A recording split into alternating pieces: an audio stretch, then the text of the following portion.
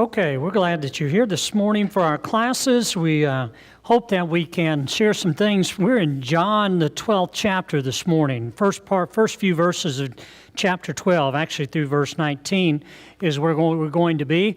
This, of course, is a class that Jason's been teaching in John. He's done the first half through chapters 1 through 11, and I helped with a couple of those, and then this is chapter 12. It's going to continue on through the 21st chapter. One of the things I was just going to briefly mention is John chapter 1 through 11. Actually, there's a shift really between chapter 1 through 11 and chapters 12 through 21. In that chapters 1 through 11 really cover the first 3 years of Jesus' life. And actually, this last chapter, this last bit, from 12 through 21, although maybe a portion of chapter 11 as well, only covers the last week of Jesus' life. Whether you realize that or not, that's something to maybe just note in these chapters here. So the first several chapters have covered the 3 years or so of Jesus' life and ministry, or his ministry, and then chapters 12 through 21 cover the last week of his life. And you will note that here in just a moment. As this class goes, as well as our high school class and middle school class, Jason does a video that runs through the chapter, and so we're going to watch that video now, and then we'll talk together about the page that we have.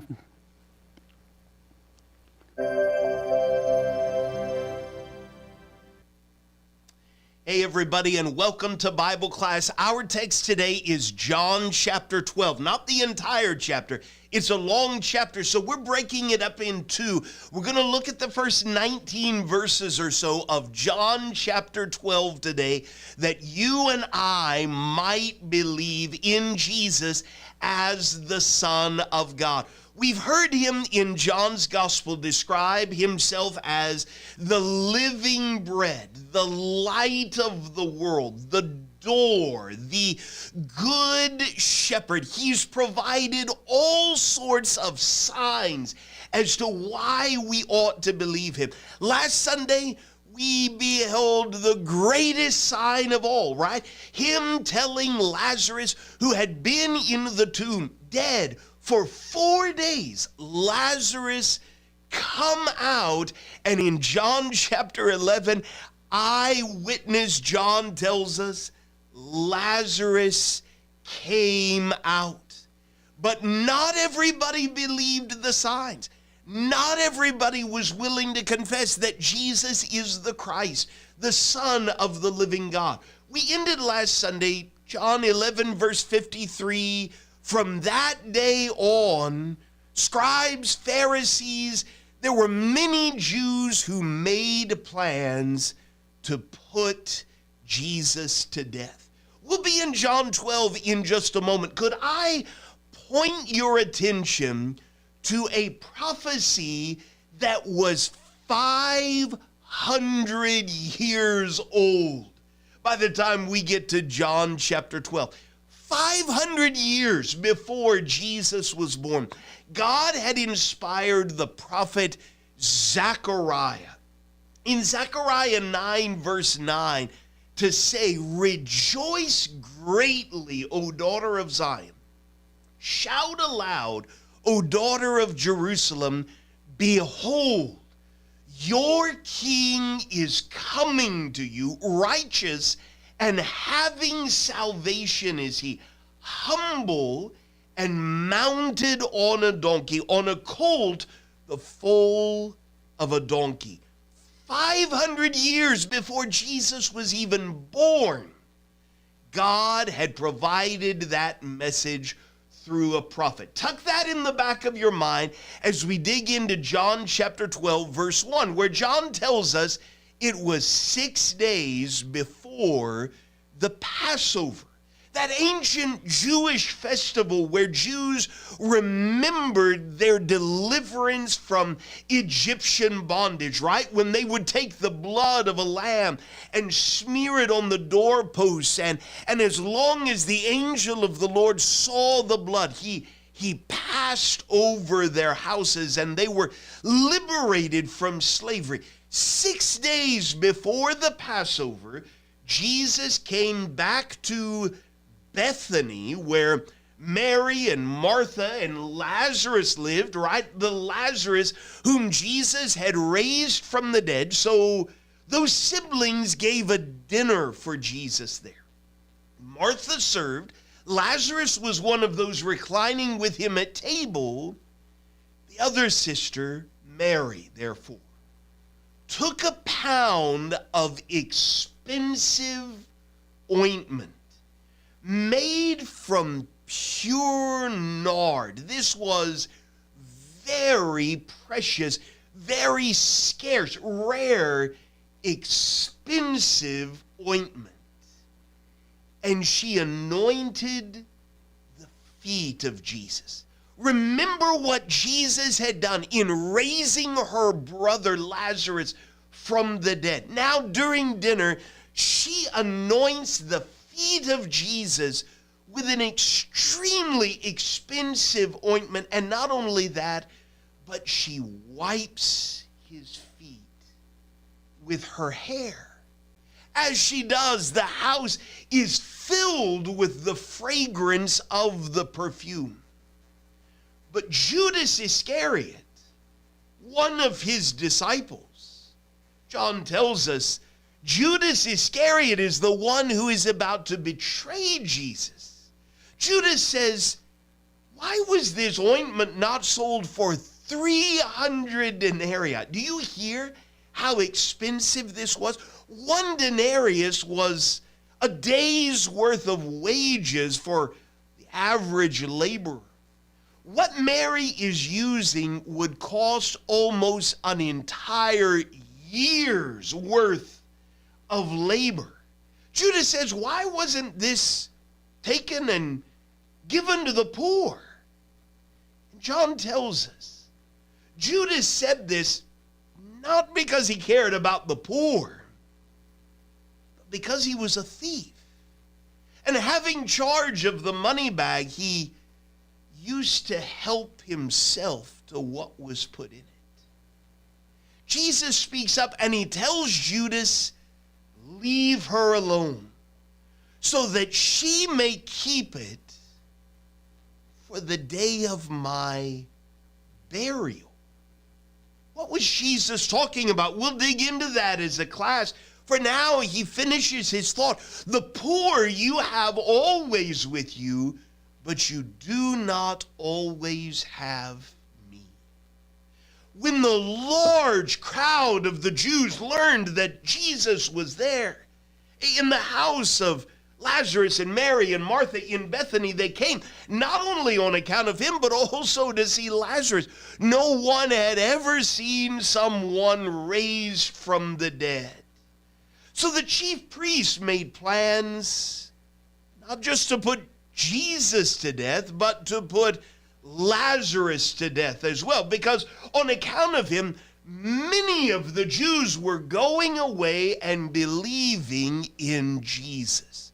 Verse 12, the next day, the large crowd that had come to the feast in Jerusalem heard that Jesus was coming. Bethany to Jerusalem was just about a 2-mile journey. So when the crowd hears this, they took branches of palm trees and went out to meet him, crying out, Hosanna, Lord, save us.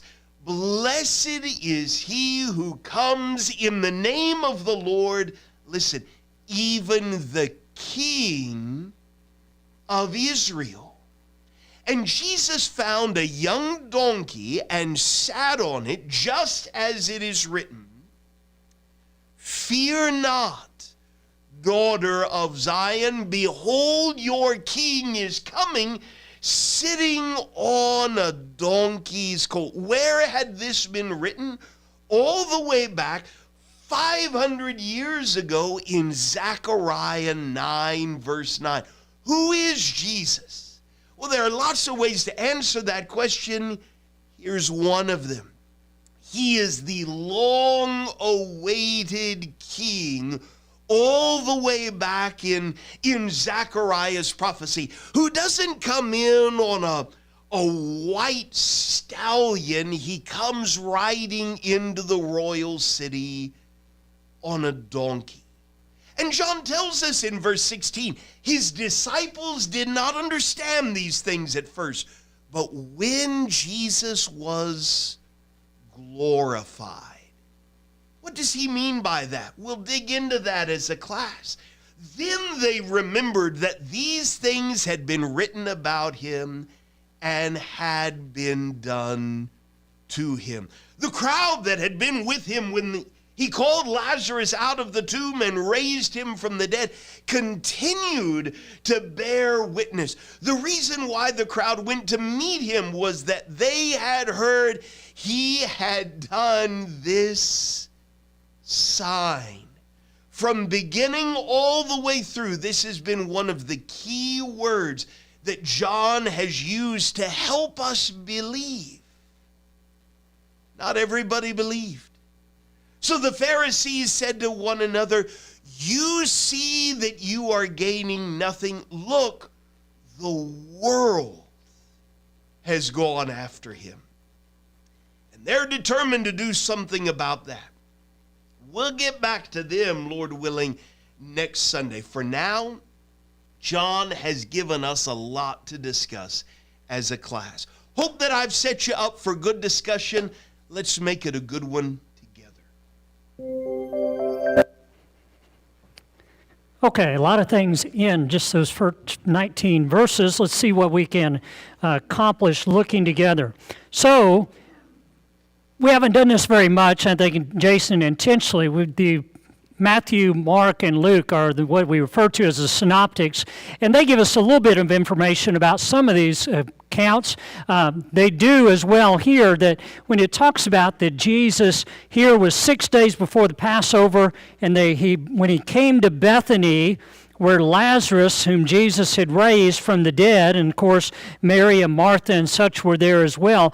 The other accounts tell us that they actually came together at the home of Simon the leper, which is referred to as the leper. I'd suggest that's probably Simon that was previously a leper, no doubt, but that is likely to is healed by Jesus. So that's where they've come together. And there these three, two sisters and a brother, who have been essential in the ministry of Jesus. They have always been right there, it seems, along the way, different places that you find them along the way in these accounts.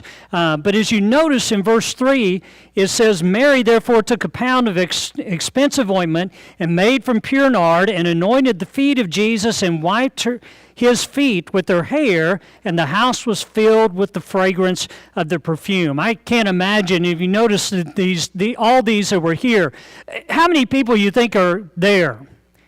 That's a side question. On this occasion. Thought about that? So who's there? Jesus is there. Mary, Martha, Lazarus is there. Who else is there? What's that? Judas is there. Probably the other disciples. So we may be talking about, 16, 17, 18 people that are at this occasion. So it is a significant occasion if all the disciples are there, which I'd suggest they probably are as well with Judas that are there, and Jesus himself. You're talking about a significant group of people. Can you imagine the dinner conversation? By the way, just kind of a side point, if it is the occasion talking about Simon that was previously a leper, he's saying, well, I used to be a leper, and I look at my skin now, and Lazarus says, hey, wait a minute, I was in the tomb, and now look where I am. I'm out of the tomb. But anyway, when these things that Mary does, what does that tell us about her? What do you think she was doing, and why was she doing it? It's on your page there. Why do you think she was doing that? Yes.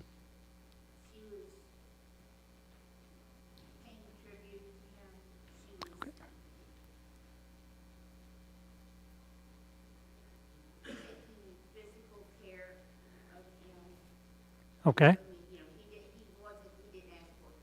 She was doing this because she wanted Yes, I think that's a good thought, that she was wanting to honor Jesus. Well, what has he done? Well, he has raised her brother from the grave. And she's extremely thankful for that. She wants to bring and come and honor Jesus. It seems that this occasion probably very likely is based in that, from that standpoint. That's why they're having this dinner together. They have come together and they are honoring Jesus, and she is doing that. And when's it happening? Well, it's happening 6 days before the Passover. What Passover is he referring to? The Passover happened once a year. What Passover is this? Somebody else is going to have to talk and raise a hand, by the way. You go right ahead. Yes. All right. This is right before Jesus is crucified. Okay, yes, this is the Passover right before he is crucified. This is the 6 days before that Passover, before he's crucified.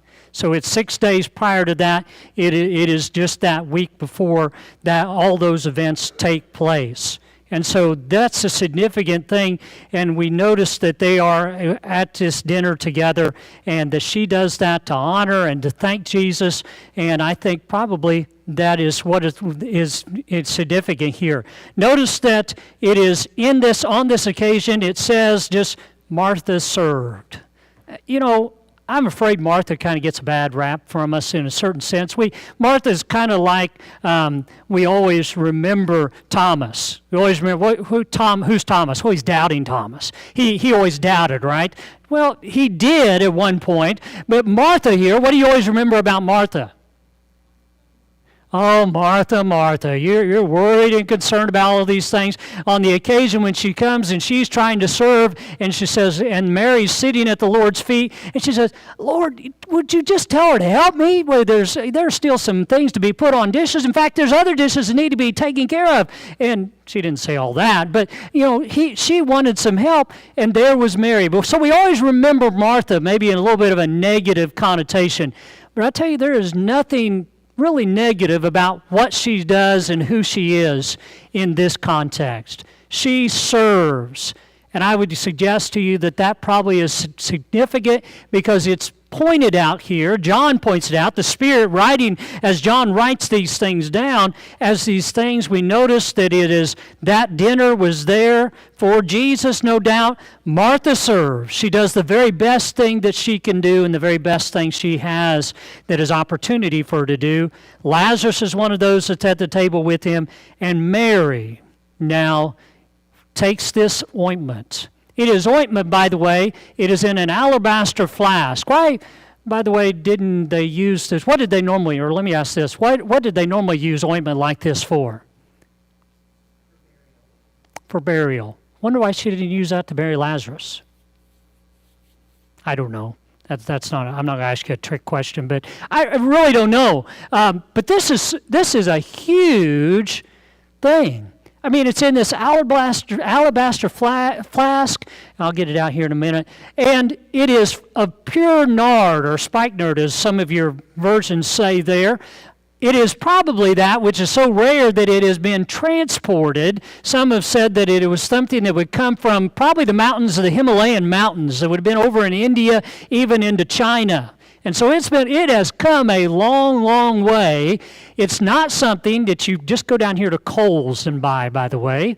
Even as I probably wouldn't pay all of what Kohl's ointments and good smelling stuff to talk about. Because how much of you have, what, $40,000, $50,000? You got $100,000 you're going to spend on some smell good. Okay, that's what Mom always used to call it when I was a kid. You put your smell good on today, or she already knew.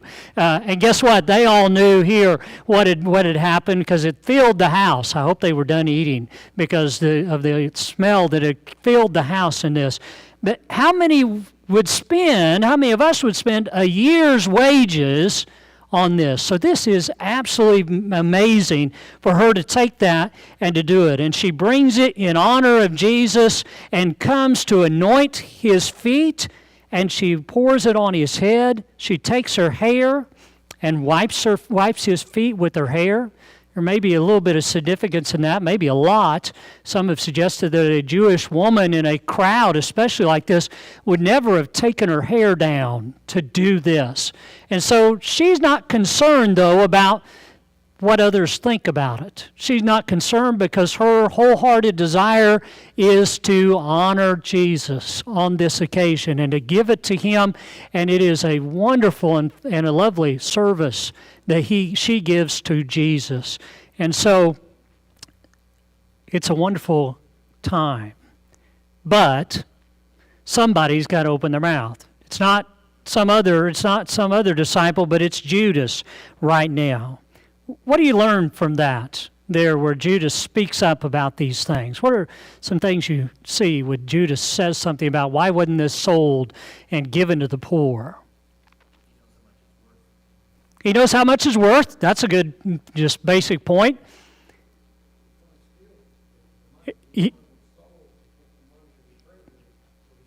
Yeah, there's an opportunity to fill this bag because I've been emptying it. Yes.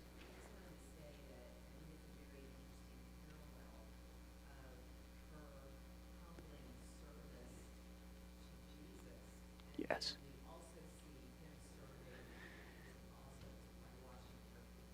Yes.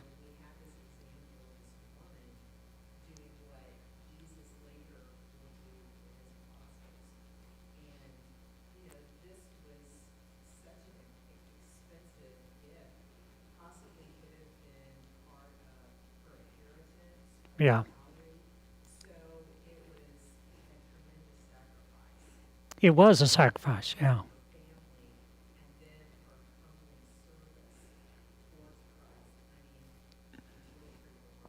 It is amazing for her, that sacrifice and that service that she gives to Jesus. What else do we know about, or what else do we learn from Judas and what he says?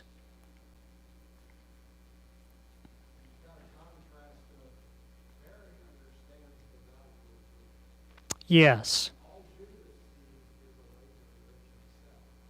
Yes.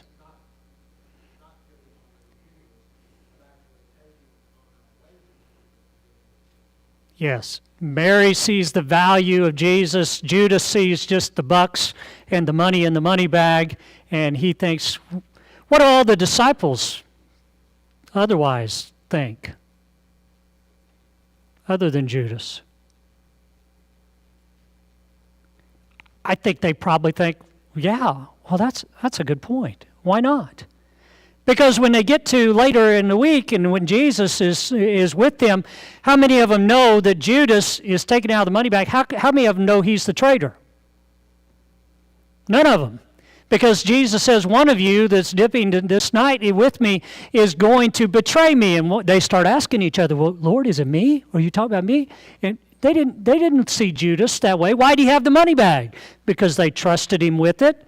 I don't know why Matthew didn't have it, but Judas is the one that's been elected to have that money bag. And so in all of this, Judas is doing what through the whole occasion? I don't know how it works out this way, but in and out, Judas is putting on a good show. His outside looks good, but inside it's different entirely. He's just stealing from it. He just wants how much is in there. Boy, look how much could have been in there and how much I've lost. And what's he doing in all of that? Well, maybe he's justifying some things. Maybe he is thinking that the results to what's going to happen next when they're trying to put Jesus to death, whatever point the Jews goes to them and says, well, I'll lead you to him. Maybe he didn't think the results of that would be as final as it would be, but we need to be very careful about that. What about Jesus' words there in verses 7 and 8? When he says, leave her alone so that she may keep it for the day of my burial, for the poor you have always have with you, but you do not always have me. What's he talking about there? What's he say about that? Questions on your sheet. In your own words, what is Jesus saying?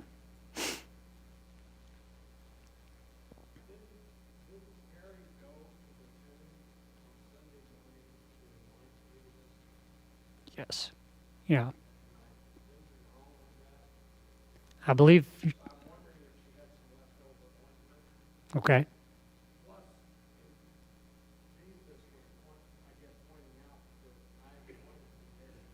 Yes.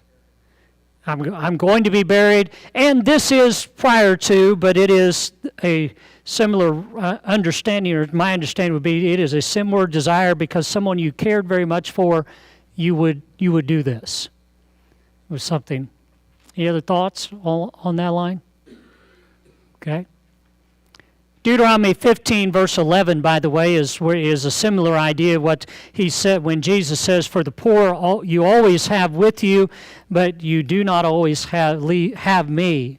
That's quoting, I believe, from that passage, Deuteronomy 15, verse 11. And the idea is that there is always an opportunity to serve the poor. There is always an opportunity to help someone that is in need. There was not going to be very much more opportunity to serve with Jesus present and with Jesus there. There was not going to be that opportunity to serve him in these ways. Shannon, I don't want to go too deep on this, but I wonder if this isn't the Spirit working through Mary in a way of commending Jesus. Okay. Here later on in the chapter, in verse 27 and 28, he tells them, I'm having a hard time. Father, glorify your name, and God audibly speaks from heaven, reassuring him. Later when we get to the garden, the Father sends him an angel to comfort him. So the Father knows that this is a trying time for him, and I think he's finding ways of reassuring Jesus. Okay. Stay with it. All right. You're doing this right. And so Mary, in honoring Jesus, yes, obviously she knows that he is the Lord, but how much did she know? How much did the disciples know? Obviously, we know when the chips are down, they all abandon him. Mm-hmm. They still believe Yeah. in God, even knowing our weaknesses. I think this is a sign that through providence, he could work through us. Even though we may not know what we're doing, we're helping other people out. Okay. Good thoughts. Good thoughts. Okay, so here we have here in verses 10 to 11 then, as this large crowd comes, in verse 9, the large crowd of the Jews learned that Jesus was there, and they came, not only on account of him, but also to see Lazarus, who was raised from the dead. There was probably a large crowd, certainly in Jerusalem. There was a huge crowd of people who had come to Jerusalem, and so maybe a lot of them came from there, and they'd heard this account. They'd heard what had happened, and so they want to see Jesus, who is it that did this, and let's see him. Let's see Lazarus. And so they want to see this man that was dead for how many days? 4 days. There wasn't any doubt he was dead. He wasn't hanging out in that tomb for no reason. He was dead. And they even warned Jesus. The warning was, if you open the tomb now, it's probably going to stink, But Lazarus had been dead for those 4 days. He had come out. A lot of people come. And so verses 10 to 11, so the chief priests made plans to put Lazarus to death as well. I don't know about you, but that's one of the most ridiculous ideas and statements to my mind for thinking that I see in these passages. What do you mean? He was dead. He's now alive. You're not going to accept that he's been risen from the dead. We'll just put him to death again. I see this picture, if you just put him to death again, and Jesus raises him and you put him to death again, how many times could that happen, without number. But it's ridiculous. They're so determined, they are so hard-hearted, so unseen and determined to be blind to the signs that Jesus has given, and we're going to put him to death as well. And so on account of him, many of the Jews were going away believing in Jesus on account of Lazarus. Seeing Lazarus was raised, he was dead and he is alive now. He's been raised from the dead, and now they go away and they believe. What are the ones that want to put him to death? They don't believe. They're determined not to believe, no matter what.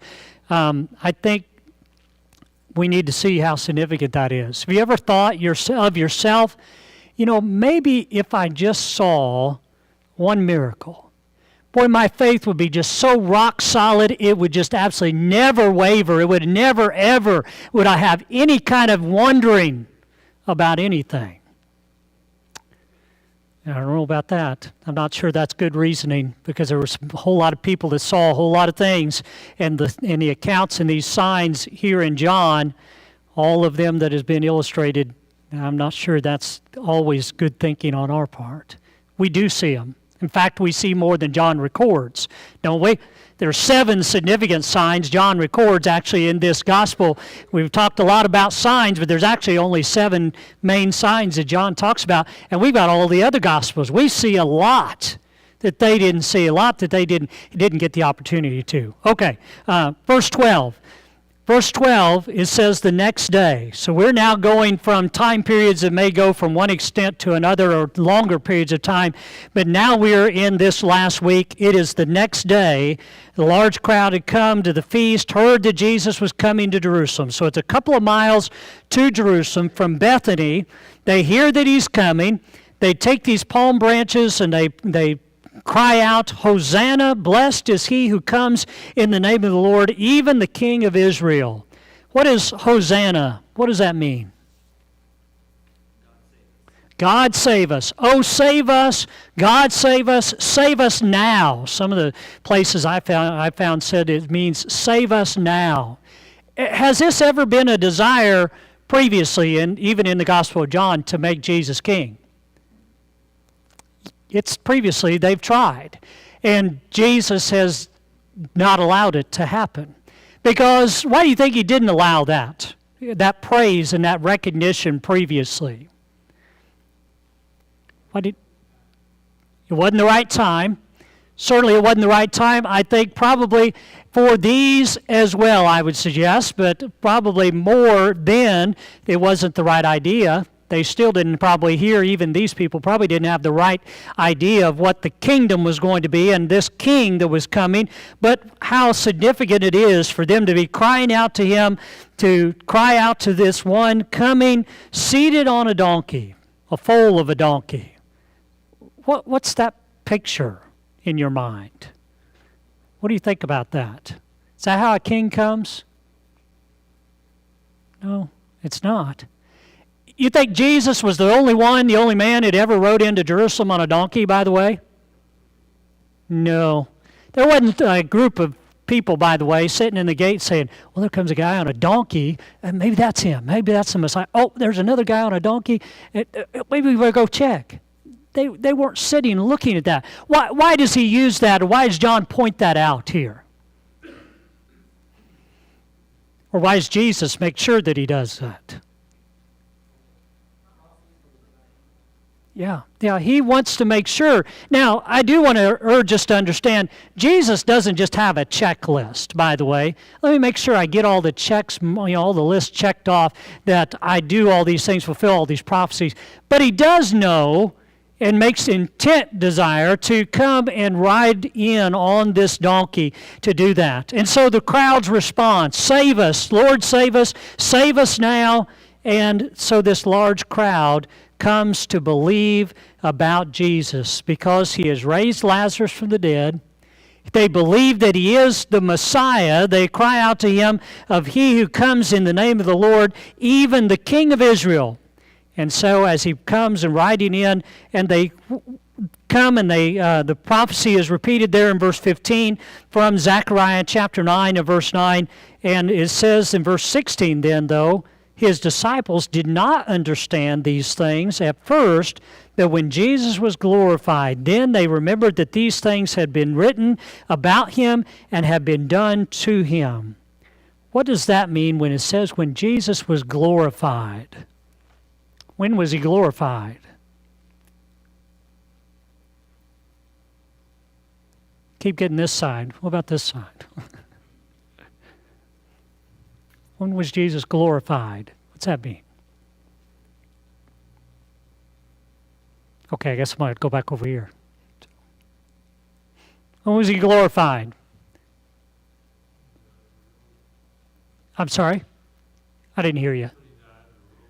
When he died and arose. It wasn't a matter of glory and glorification, even though we have a representative, say in jewelry even still yet today, and such. It was not glorification to be on a cross.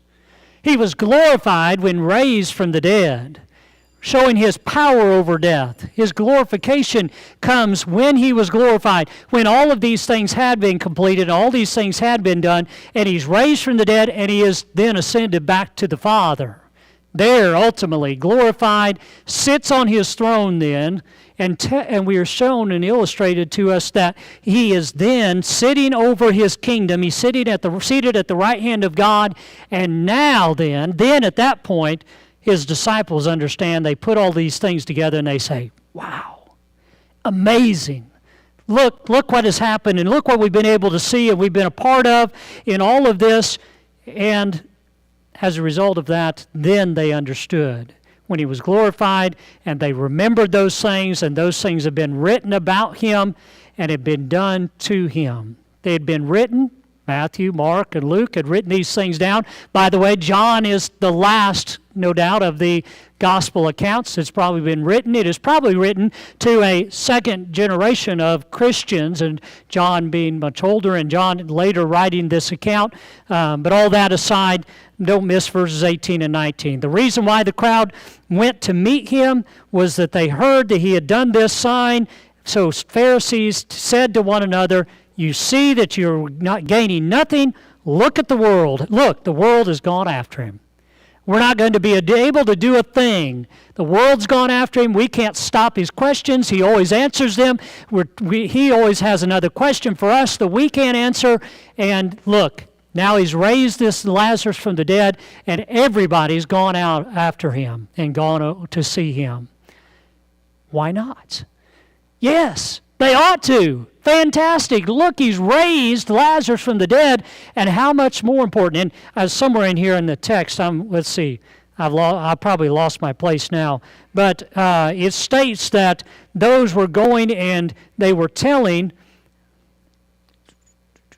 Anyway, I won't be able to find it at this moment, but it says they were going out and they were telling of those things. They were going out and telling about the resurrection of Lazarus. It was going out through, no doubt, through Jerusalem and through all of those things, even if they weren't a part of the crowd that had come to see Jesus on this occasion. Any thoughts or questions before we close this morning?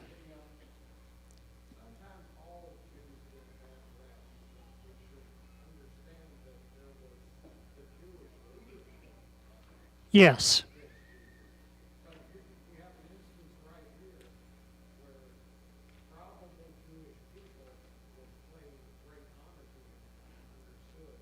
Yes. It was the Jewish leadership, I'll just repeat that, the Jewish leadership who did not want to believe Jesus, but there's a large host of people, a group of people that are Jews who want to honor him. They cut these palm branches down and bring before him to bring him into the city, and it is that which is not the real picture of what we would think a king. He's not coming in on a white horse. That'll happen. That'll be illustrated in another book.